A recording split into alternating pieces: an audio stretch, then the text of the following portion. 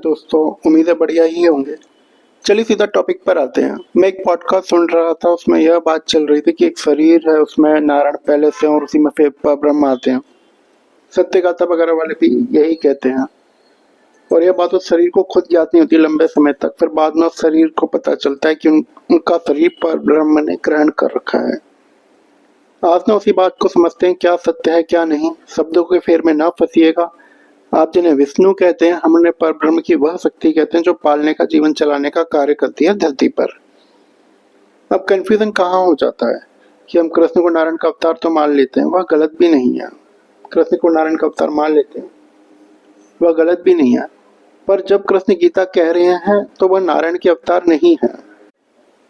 उस समय वह परब्रह्म के अवतार हैं। उनके द्वारा परब्रह्म बोल रहे हैं। अब गीता की वाणी को देखिए, उसमें ब्रह्मा, विष्णु, महादेव सब कृष्ण अपने अंदर ही बता रहे हैं। तो बस कृष्ण के अंदर उस पल के लिए पर ब्रह्म आते हैं। अब कल्कि की कहानी समझ लेते हैं। कल्कि को अपने बारे में ज्ञान नहीं था, वह कौन थे। अब लाइन ना उतनी सरल तो नहीं है जितनी आपको लग रही है। इसका अर्थ यह हुआ कि कल्कि शुरू से ही कल्कि अवतार है, पर उन्हें खुद को नहीं पता था कि वह कौन है। पर परब्रह्म या नारायण का शरीर ले लेना या ग्रहण, या फिर एक शरीर को यह पता चलना कि उसे किसने ग्रहण कर रखा है। अगर नारायण या परब्रह्म उस शरीर को ग्रहण करते हैं बाद में, तो फिर इसका अर्थ यह हुआ कि पहले कल के एक नॉर्मल मनुष्य थे, फिर आकर परब्रह्म या नारायण उन्हें ग्रहण करते हैं। तो अब ये बात गलत है। या तो जो समझ रहे हैं इस बात को वह बोल नहीं पा रहे, या फिर जो बोल रहे हैं वो बोलना क्या चाह रहे हैं वो क्लियर नहीं कर पा रहे। कृष्ण इतनी समस्याओं में थे, पर कृष्ण ने कंस को डायरेक्टली नहीं मारा। पहले कृष्ण को बचाया गया, उनकी कुछ परवरिश हुई, बड़े हुए, तब जाकर उन्होंने कंस को मारा। ठीक है, आप कह सकते हो कि बाद में उनके अंदर ये अवतारी शक्तियां जागृत हुई और उन्होंने कंस को मार दिया। पर कृष्ण किसकी प्रोटेक्शन में थे? अगर कृष्ण किसी की प्रोटेक्शन में नहीं होते तो कंस उन्हें मार सकता था। कृष्ण प्रकृति की प्रोटेक्शन में थे। प्रकृति हर पल कृष्ण की सुरक्षा कर रही थी। अब प्रश्न यह है कि प्रकृति कृष्ण की रक्षा कर क्यों रही थी? क्योंकि वह नारायण के अवतार थे। नारायण उस शरीर में आए हुए थे। पर कृष्ण की मनुष्य चेतना को अभी यह बात नहीं पता। यह तो बात शिशु है। तो एक बात समझिए, आप नारायण हमेशा वहां रहते हैं शुरू से ही, पर एक समय होता है जब वह अपना कर्म करना शुरू करते हैं उस शरीर के द्वारा खुद। अब क्या होता है, मनुष्य की तरफ से देखो तो यह सारी प्रक्रिया ऐसी दिखाई देगी कि अब जाकर नारायण ने शरीर ग्रहण किया है। नहीं, नारायण उस शरीर में शुरू से थे, बस कर्म नहीं कर रहे थे। अब ऐसा क्या हो जाता है कि अवतार को यह पता नहीं चलता कि उनका शरीर अब जाकर ग्रहण हुआ है, या पता चल जाता है कि उनका शरीर शुरू से ही नारायण या ईश्वर ने ग्रहण कर रखा है। मेरे शब्दों पर गौर कीजिएगा। कृष्ण की आपने जो भी लीला पढ़ी समझी वो सब एक तरफ रख दीजिए, उस सारी कहानी को दूसरे एंगल से देखिए। कृष्ण बड़े हो रहे हैं, कंस से लड़ते हैं, अपने माता पिता को छुड़ाते हैं। अब कृष्ण के माता पिता कृष्ण को कह रहे हैं कि कंस सही भाई था, वह तो हमें लेफ्ट करने जा रहा था हमारे घर पर फिर एक भविष्यवाणी हुई ऐसे ऐसे कि हमारा 8वां पुत्र उसे मार देगा। तो फिर उसने भी हमें बंदी बना लिया, 7 पुत्रों को मार दिया। तो उससे पहले ईश्वर आया और हमसे कहा ऐसा ऐसा कर देना, तुम्हारा ये वाला पुत्र बच जाएगा। अब कृष्ण गीता समझते हैं। कृष्ण को समझ नहीं आ रहा अपने माता पिता को क्या बोले। मतलब कृष्ण के हिसाब से वह आकाशवाणी करने वाले वह नारायण जो उन्हें दिखे, वह सारा खेल उन्हीं का था। पर अगर वह अपने माता पिता जिन्होंने कृष्ण की वजह से इतना कष्ट झेला, यह बात उन्हें समझाते हैं कि यह सारा खेल उन्हीं का था, नारायण उन्हीं के अंदर है, तो फिर मान लीजिए माता पिता मान भी गए, तो फिर उनका अगला प्रश्न होगा कि एक पुत्र होकर तू ऐसा कैसे कर सकता है। अब प्रश्न तो यह कृष्ण का भी रहा होगा, एक पुत्र होकर मैं ऐसा कैसे कर सकता हूँ। पर जो कृष्ण कभी बोल नहीं पाएंगे वह हम बोल देते हैं। कृष्ण को यह पता चल चुका होता है कि शुरू से ही उनके द्वारा सुप्तावस्था में नारायण खेल खेल रहे हैं। वह शरीर शुरू से ही लीला पूर्ण कर रहा है, लीला जी रहा है। अब कल्कि पर आते हैं। देखिए, जब तक नहीं पता था तब तो ठीक है, अपनी समझ के हिसाब से कल्कि भी एक नॉर्मल मनुष्य ही थे। पर कल्कि की लाइफ में 2 घटनाएं होती है जो उन्हें उनका अस्तित्व बता देती हैं। अब यह 2 घटनाएं मैं आपको बता देता हूँ, एक्सप्लेन कर लेता हूँ। कारण सुन लीजिए। एक्सप्लेन इसलिए कर रहा हूँ ताकि आप खुद समझ पाए कि नारायण की एंट्री कब हुई और परब्रह्म की कब हुई। यह जो भी शब्द होते हैं, आप उसके फेर से बाहर आकर खुद अपना विवेक लगा पाएं। इस पूरी प्रक्रिया को अगर समझ गए तो अपना विवेक लगा लेंगे आप, क्या था क्या नहीं था। 2012 में मैंने आपको बता रखा है, कुछ घटना होती है उनके साथ धोखे की, और कल्कि को पता चल जाता है वह कौन है। अब यह 2012 से समय शुरू होता है। यह सत्य है कि कल्कि को सत्य पता चल गया कि वह कौन है, उनका उद्देश्य क्या है। पर यह भी सत्य है कि परब्रह्म की एंट्री अभी नहीं हुई 2012 में। अब देखिए होता क्या है, आपको बचपन से पढ़ाया जाए कि पीला या क्रीम कलर ही सफेद है, तो आप उसे ही सफेद मानना शुरू कर देंगे। कल्कि पहले तो एक नॉर्मल मनुष्य थे, फिर उन्हें अवतार होने का पता चला, उनके जीवन में जो भी घटनाक्रम हुए। अब प्रकृति कल्कि की मनुष्य चेतना पर ब्रह्म की एंट्री हो चुकी है। पर सत्य बताऊं, 2012 में अब या तो यह परब्रह्म नहीं है या फिर ईश्वर कुछ अंश से अपनी पहचान करा रहे हैं कल्कि को। कल्कि जो कि नॉर्मल मनुष्य थे उस समय पर, मुझे नहीं लगता कि उस समय पर वह जो कि नॉर्मल मनुष्य थे वह डायरेक्ट परब्रह्म उनकी चेतना और उनकी शक्तियों को झेल सकते थे। अच्छा, उस समय कल्कि के लिए वह अंतिम सत्य हो गया। पर लगभग 11 से 12 साल बाद कल्कि के जीवन में फिर एक घटना होती है, और यही थी परब्रह्म की एंट्री। देखिए समझाना कुछ मुश्किल है पूरे घटनाक्रम को, पर कोशिश करता हूँ शायद समझा पाऊँ और आप लोग भी शायद समझ पाए। प्रयत्न करके देखते हैं। देखिए, जितनी शक्तियां अवतार में होती हैं उतनी ही शक्तिशाली उनकी मनुष्य चेतना होती जाती है। आपको लोहा पिघलाना है तो वह प्लास्टिक के बर्तन में नहीं पिघला सकते। तो परब्रह्म या नारायण अपनी लीला के लिए जो भी शरीर क्रिएट करते हैं, शरीर की चेतना भी वह उतनी शक्तिशाली कर देते हैं कि वह उन्हें हैंडल कर पाए। तो कल्कि की मनुष्य चेतना है वह कमजोर नहीं है। पर यह बात मैं पहले भी बता चुका हूँ, दोबारा बता रहा हूँ कि जरूरी नहीं कि वह मनुष्य चेतना प्रकृति और परब्रह्म के साथ हर एंगल में उनके साथ ही हो। मुझे एक रियल लाइफ उदाहरण देना होगा आपको समझाने के लिए। चलिए इस कहानी को उसी एंगल से समझकर देखते हैं कि पहले नारायण आते हैं। भावों को समझिएगा, नारायण कहीं से नहीं आए, वहीं थे, बस अपने आप को प्रकट कर देते हैं। पर चलिए हम मान लेते सबसे पहले नारायण आए। अब जब नारायण आए तो वह उस घटनाक्रम में आए जब कल्कि टूट चुके थे, सांसारिक रूप से खत्म और खाली हो चुके थे। इस घटनाक्रम के बाद ठीक है कल्कि गुप्त में रहे, पर वह कमजोर नहीं थे, उन्हें पता था वह कौन है, उन्हें अपनी शक्तियों का आभास था, पर वहां वह गुप्त में रहे थे। अब 11 साल बाद 2012 से मतलब 2023 के आसपास की घटना है, शुरुआत की वो भी, जिसमें कल्कि को अत्यधिक क्रोध आता है और वह कुछ वचन भी ले लेते हैं, और यहीं पर ब्रह्म की एंट्री होती है। अब ठीक है, मैं नारायण को अलग नहीं मानता, पर ब्रह्म का एक रूप मानता हूँ, पर आपके लिए मान लेता हूँ कि वह नारायण की एंट्री और 11 साल बाद पर ब्रह्म एंटर करते हैं। तो आपको पता है इन दोनों की शक्ति में अंतर कितना है। कल्कि के अंदर जब नारायण आए तो कल्कि गुप्त में चले गए। कल्कि के अंदर जब परब्रह्म आए तो कल्कि मजबूर हो गए कि अब गुप्त में रहा ही नहीं जा सकता, अब सामने आने का समय आ चुका है, और कहानी इतनी भारी कि अब तो छुपाई ही नहीं जा सकती। यही से समझ जाइए परब्रह्म और नारायण की शक्ति के बीच में अंतर कितना है। चलिए आपको और बताता हूँ।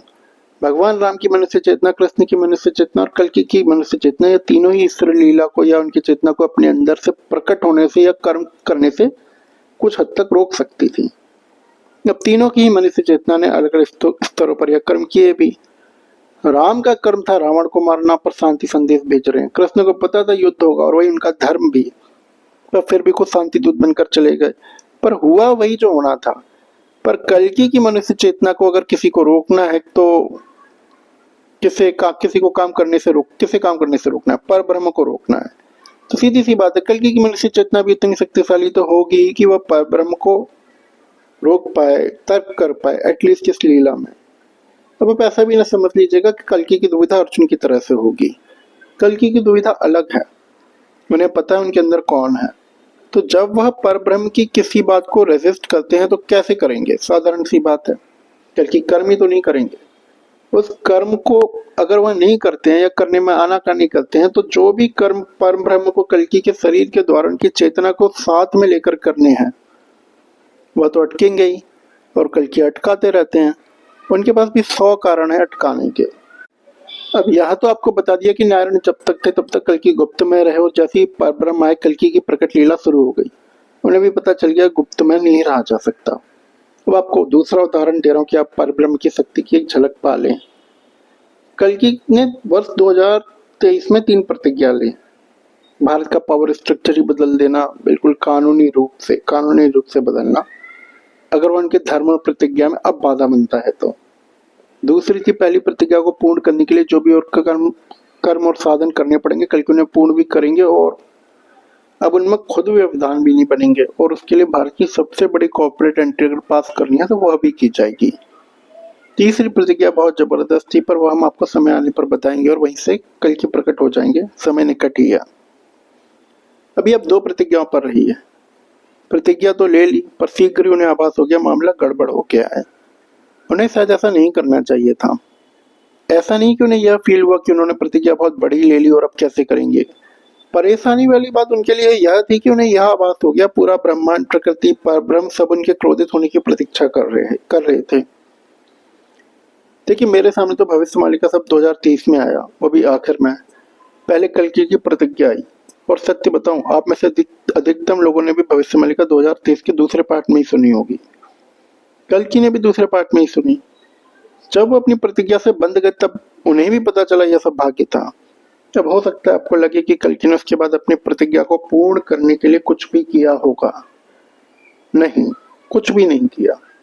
इतना कुछ आना था, उन्हें लोगों से मिलना होता, बात करनी होती, कुछ रखते, उन्होंने कुछ भी नहीं किया, कुछ भी नहीं। एक कागज तक उठाकर उन्होंने अपने टेबल के एक कोने से दूसरे कोने तक नहीं रखा, कुछ किया ही नहीं। नहीं किसी से बात की, ना कोई आधार रखा, कुछ नहीं। अब आपको इन बातों के सांसारिक और ईश्वरीय तरीके दोनों से समझा देते हैं इन बातों को कि कल्कि ने कुछ किया क्यों नहीं, फिर भी सब कुछ होता कैसे गया।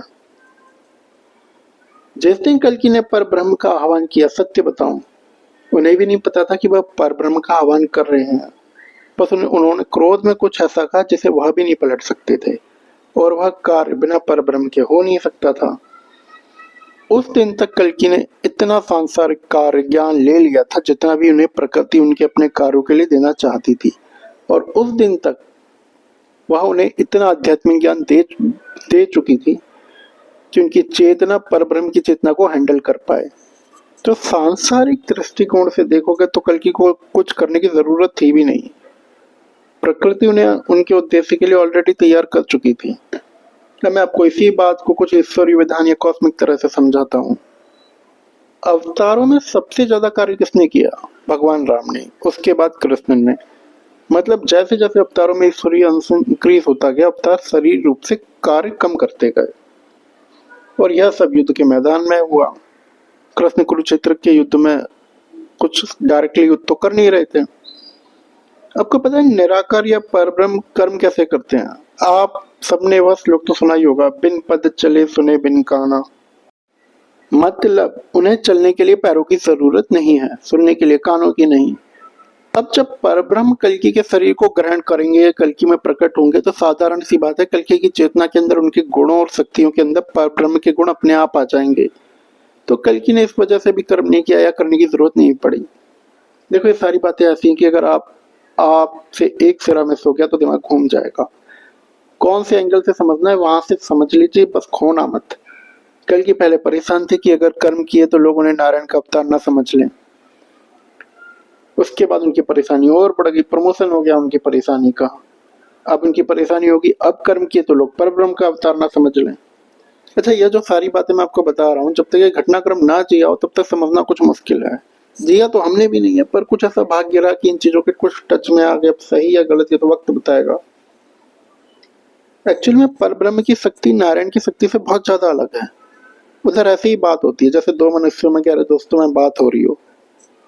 कल्कि को हर बार की तरह वही रहा, कुछ किया तो सामने आ जाएंगे, फिर समस्या शुरू, करने वाले आप हो, फंसेंगे हम। पर ब्रह्म का फिर वही कहना, तो अपने हिसाब से देख ले, पर कर्म तो करने होंगे। तो कल्कि ने इस पूरी प्रक्रिया के दौरान जो इकलौता कर्म किया है वह है बस जनता से बात करना, उनकी बातें सुनना, उन्हें अपनी सुनाना, बस कि जितना कल्कि की जनता कल्कि के बारे में क्या सोचती है और वह क्या सोचते हैं, बस इतना। और वह भी इसलिए कि वह बिना ज्यादा ड्रामा किए अपने कर्मों का आधार आराम से बना सके। पर ब्रह्म की शक्तियां कुछ मुश्किल है समझना कार्य कैसे करती हैं।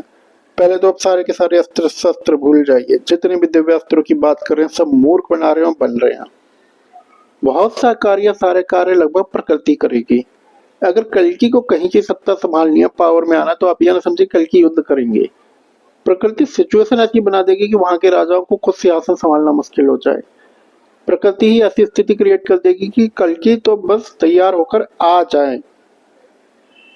प्रकृति ही है जो हर विकेट गिराती चली जाएगी, सबको माया में उलझा देगी, कल्कि के लिए रास्ता खाली करा देगी, कल्कि को ट्रेंड कर देगी, और प्रकृति वह कर भी रही है। कल्कि का कर्म बस इतना है कि उन्हें उनकी चेतना को शरीर रूप से, चेतना रूप से सारी लीला के लिए तैयार होना था। आपको जो है फोटो में पुराण से लेकर बाइबल से लेकर नास्ट्रेडमस की भविष्यवाणियों तक में जो कल्कि अकेले नजर आते हैं, यही कारण है। वह कर्म में शुरू में अकेले ही है। इसका अर्थ यह नहीं कि प्रकृति ही सारे कर्म करेंगे, कल्कि कुछ नहीं करेंगे। मैं बताता हूँ कल्कि क्या करेंगे। सबसे पहले तो ये समझ लीजिए, वो एक ऐसा मनुष्य शरीर है जिसके द्वारा पर ब्रह्म अपने आप को प्रकट कर रहे होंगे, ठीक है। फिर वह कुछ ऐसे लोगों को तैयार करेंगे जिन्हें सत्य में कल्कि और कल्कि लीला का अर्थ पता हो, फिर चाहे यह लोग शुरू में कुछ कम ही हो। फिर जब वह आगे की यात्रा शुरू करेंगे तो उस यात्रा में एक बात बार बार आएगी। याद कीजिए, कृष्ण और दुर्योधन के बीच में जो बात हुई थी, जब कृष्ण शांति संदेश लेकर गए थे, 5 गांव दे दो बस। जितने भी कली के चेहरे बैठे हुए टॉप पर, उनमें से कईयों के पास शांति संदेश पहुंचेगा, एक डील पहुंचेगी। और इस बार वह डील ये नहीं होगी कि 5 गांव हमें दे दो, इस बार ये होगी कि 5 गांव आप रख लो, बाकी सब दे दो। अब जिसकी समझ में आ जाए ठीक है, ना समझ में आए वह भी ठीक है, जो होना है वो तो होकर रहेगा। अच्छा, एक समस्या और है। बाकी अवतार को जस्टिफिकेशन तो दिया करते थे कि ऐसा क्यों हुआ, वैसा क्यों हुआ, क्या कर्म किए थे तुमने। कल की किसी भी चीज का कोई जस्टिफिकेशन नहीं देंगे, उनकी बस वही 2-4 लाइन रहेगी। देखो मेरा कर्म है, मुझे करना है, रास्ते में मत आओ, तुम्हारी समझ में आए तो ठीक, ना आए तो ठीक, वो मेरी समस्या नहीं है। तो एक तरह से आप यह समझ लो, पूरी दुनिया पर एक बहुत ही जबरदस्त डिक्टेटर आ रहा है, पर हाँ जनता का उन्हें पूरा प्रेम और समर्थन मिलेगा। तो नारायण से परब्रह्म की यात्रा में कल्कि के अंदर यह अंतर आ जाता है। अच्छा, अब कुछ प्रश्न ले लेते हैं जल्दी जल्दी। कल किसी ने एक प्रश्न पूछा कि कल्कि का पंजाब से कोई संबंध है, राघव ने उत्तर दे दिया, शायद प्राइमरी एजुकेशन वहां हुई हो, बस इतना ही। अब जिसने प्रश्न पूछा था उसने नीचे लिखना शुरू कर दिया, दूसरे श्रोताओं को बताना कि कल्कि का हाई स्कूल, उनका कॉलेज भी पंजाब से हुआ है, ब्लॉक करना पड़ा। देखो मैं आप लोगों को एक बात बार बार कहता हूँ, या कल्कि के फेर से दूर रहो अगर आप अपने आप को कल्कि समझ रहे हो तो, और इस चैनल पर तो बिल्कुल ही दूर रहो। आप नहीं जानते कल्कि कौन है, बेवजह यहाँ की गई बातों को अपनी पर्सनल लाइफ से लिंक करना बंद कर दो। जितने भी कल्कि बने फिर रहे हैं बेवजह वह सब निपटेंगे, और इन लोगों से इनका परिवार, इनके घर वाले सब परेशान हैं। यह जो 2 कल्कि पुस्तक पर जिन लोगों ने पुस्तक छापी उनका भी यही हाल है। इसलिए अपने परिवार पर दया करो, अपने आप पर दया करो, बाकी जैसी तुम्हारी इच्छा। यहाँ पर तुम सब हटा दिए जाते हो। फिर एक प्रश्न है, भारत में एक नया सर्च इंजन लॉन्च किया है, क्या उसका कल्कि से कुछ लेना देना है? नहीं, कल्कि का अभी तक किसी भी चीज से जो ओपन में कोई लेना देना नहीं है। फिर एक श्रोता है, उन्हें पक्का विश्वास है कि वो वैष्णवी को डिकोड कर पा रहे हैं, उनके हिसाब से कल्कि वैष्णवी को उनकी शक्तियों का आभास करवाते हैं और उन्हें पाने के लिए तपस्या करते हैं वगैरह वगैरह। और फिर इन्होंने ट्विन फिल्म वगैरह का कॉन्सेप्ट दिया है, 2D 5D। देखो दोस्त, मुझे सुनते हो और प्रश्न करने की नीयत अच्छी है, अभी तक तो गलत दिख नहीं रही तो उत्तर दे रहा हूँ मैं। जब 2 हाथी बात कर रहे हैं तो किसी को भी बीच में से नहीं निकलना चाहिए। कल्कि की लीला ऐसी ही है, उस लीला में प्रकृति, परब्रह्म, कल्कि, वैष्णवी शक्ति या उनकी अवतारियां सब आते हैं। तो आप समझ लो उस वार्तालाप के बीच में से मत गुजरो। आपको मैं एक उदाहरण देता हूँ, बहुत अच्छा, शायद कुछ समझ में आ जाए आपकी। ट्रंप ने भारत पर 50% टैरिफ लगा दिया है। तब तक भारत सरकार को भी नहीं पता क्या करना है। अगर पता होता तो अब तक जो उद्योग बंद हो रहे हैं, नौकरियां जा रही हैं, उन्हें रोक लेते। अब वहां पर जो बात चल रही है वो मैं आपको बता देता हूँ कल्कि के लेवल पर। एक चेतना प्रश्न कर रही है, अगर यह ट्रंप ऐसे ही लगाता रहा तो टैरिफ, तो कामों में व्यवधान तो आएगा। दूसरी चेतना उत्तर दे रही है, कहाँ से आएगा व्यवधान? जिन देशों को का टैरिफ लो है वहां के प्रोडक्ट एक्सपोर्ट कर दो। अब उतनी सी लाइन में आपको जो उदाहरण के तौर पर समझा रहा हूँ, इसमें इतने पेंच हैं कि एक कॉमन आदमी से लेकर अगर एलन मस्क तक सब घूम जाएंगे। ये कैसे संभव है? प्रश्न सबके होंगे, बस जिसका जैसा लेवल है उसके हिसाब से उसके प्रश्न बदलते चले जाएंगे। कॉमन आदमी का प्रश्न यह होगा कि अगर कल्कि भारत से है तो फिर बांग्लादेश और पाकिस्तान से कैसे एक्सपोर्ट कर देंगे? और जो वर्ल्ड का सबसे बड़ा बिजनेस चला रहा है उसका प्रश्न यह नहीं होगा, उसे भी पता है कि वह तो दुबई में ऑफिस खोल देंगे। उसका यह प्रश्न होगा कि पाकिस्तान और बांग्लादेश डायरेक्टली एक्सपोर्ट कर सकते हैं तो फिर कल्कि को बीच में लेंगे ही क्यों? अब चाहे उत्तर एक कॉमन आदमी को देना हो या वर्ल्ड के सबसे बड़े बिजनेसमैन को, समझाने में समय तो लगेगा और अच्छा खासा लगेगा। जिस लेवल पर कल की लीला चल रही है वहां लोगों के पास समय नहीं है। एक प्रश्न आया कि ट्रंप अगर ऐसे करता रहा तो फिर दिक्कत आएगी कार्य करने में। उसका उत्तर आ गया, कोई बात नहीं, उन देशों से एक्सपोर्ट कर दो। दो लाइन इधर उधर हो गई, कल के को हंसी आ गई। देखो मैं आवाज पे ही बता रहा हूँ, ठीक है। अब हंसने का कारण बता देता हूँ मैं आपको। जो भी प्रोजेक्ट किया आ रहा है वो इस तरह से काम करता है कि जिस देश में उसने ठप्पा लगा दिया ना, जिस देश पर भी, ना तो दुनिया का कोई देश एक सुई भी उससे उस प्रोजेक्ट के से बिना गुजारे एक्सपोर्ट कर सकता है ना इम्पोर्ट। अब यह समस्या तो अब आई है, पर प्रोजेक्ट केएमएस का समाधान तक पहले से बढ़ रहा है। जितना मनुष्य और कली समस्या क्रिएट नहीं कर पाएंगे, उससे कहीं ऊपर तो वो समाधान लेकर आ रहे हैं। अब जो 2 मिनट की वार्तालाप है, जो शांति से निपट रही है, आप उसमें से गुजर जाओ तो वह 1 दिन, 4-10 दिन की हो जाएगी, बस एक प्रश्न पर। फिर वहां तो पूरा वार्तालाप ही चल रहा है, तो आपका गुजरना परेशान कर देगा इस तरह से। अभी मैंने आपको सांसारिक उदाहरण दिया है, आध्यात्मिक जगत में भी यही हो रहा है। उस स्तर पर जो हो रहा है वह किसी भी साधु सन्यासी दिव्य शक्ति किसी को समझ में नहीं आ रहा। कुछ ज्यादा हो जाता है तो जो छनकर आ जाता है वह कुछ ज्ञानी बता देते हैं, पर हाँ ऐसे लोग बहुत कम है, बहुत ही कम। अब आप उनमें से अपने आप को एक ना समझो तो आपके लिए हितकर रहेगा। अज्ञानी बनोगे तो लीला कुछ समझ में आ जाएगी, ज्ञानी बनोगे तो कुछ समझ में नहीं आएगी। आप अगर वह हो जिसने अपने नाम के पीछे कल्कि लगा रखा था टेलीग्राम पर, अब शायद हटा दिया हो तो भी, और नहीं हो तो भी, जो बता रहा हूँ उसे सत्य मान लो। अगर उल्टा लिखा तो राघव ब्लॉक करेगा ही। अभी तक तो मुझे सही लग रहे हो आप। ट्विन फ्लेम और कल्कि लीला का कोई संबंध नहीं है। यह ट्विन फ्लेम का कॉन्सेप्ट कल्कि लीला की परछाई को भी नहीं छुपाएगा। दूसरी बात, हम मानते हैं प्रत्यक्ष को। बोलने को दुनिया में हर आदमी बोल सकता है, सोच सकता है, कर्म कहाँ है, उसका परिणाम कहाँ है। आपको जो भी आभास हुए वैसे हजारों को हुए हैं, फिर भी बता देता हूँ, कल की जो भी हैं ऐसे तो नहीं है किसी गर्ल के पीछे रोएं और तपस्या करें। तो भक्ति की तरह से समझिए, सब प्रत्यक्ष हो जाएगा। जितना अलाउड होता है मैं बता देता हूँ। अब एक अंतिम प्रश्न और ले लेते हैं। एक्चुअली 2 लोगों के प्रश्न मिला देते हैं। एक तो यह है कि क्या कल की सत्य में पूरी दुनिया की डीप स्टेट या राजनीति को बदल देंगे। दूसरा, इस पूरी धरती पर 1% लोग ही हैं जिनकी मास अवेकनिंग हुई थी, तो क्या 99% लोग जिन्हें अभी भी कुछ पता नहीं, उनकी जिंदगी में बदलाव कैसे आएगा। देखो मुझे तो नहीं लगता 1% लोगों की भी हुई है। 1% का मतलब होता है 8 करोड़, और मुझे नहीं लगता 8 करोड़ लोगों की हुई है। अब देखिए वीडियो क्लोज करने का समय आ रहा है, तो अभी संक्षिप्त में उत्तर दे रहा हूँ, डिटेल में फिर कभी बता देंगे, थोड़ा जल्दी दूंगा मैं। कल की इस धरती पर पहले ऐसे शख्स हैं अब तक जिनके बारे में सारी दुनिया में अलग अलग नामों से ही सही है कहा जा रहा है। इतनी शक्ति इस धरती पर मनुष्य रूप में कभी नहीं आई। तो दुनिया में क्या हो रहा है वह तो हमें पता है, पर कल की कैसे हैं, कितने शक्तिशाली हैं, यह हमें अभी तक नहीं पता।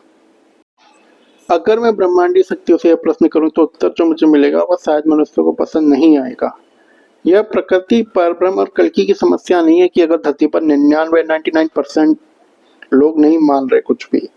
मतलब इस बात से परब्रह्म, प्रकृति और कल्कि को क्या मतलब।